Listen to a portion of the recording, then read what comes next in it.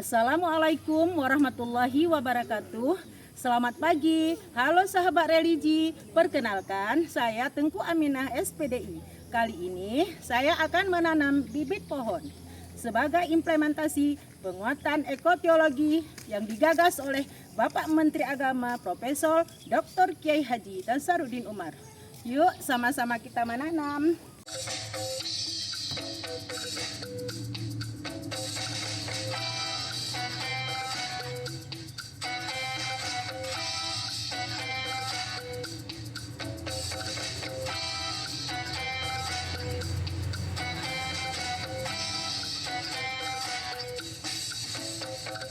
Saya, Tengku Aminah SPDI, mengucapkan terima kasih yang sebesar-besarnya dan setinggi-tingginya kepada pemerintah Indonesia, Bapak Presiden, Bapak Menteri Agama, serta jajarannya, dan seluruh pihak yang ikut terlibat dalam mensukseskan seluruh seleksi P3K tahun 2024.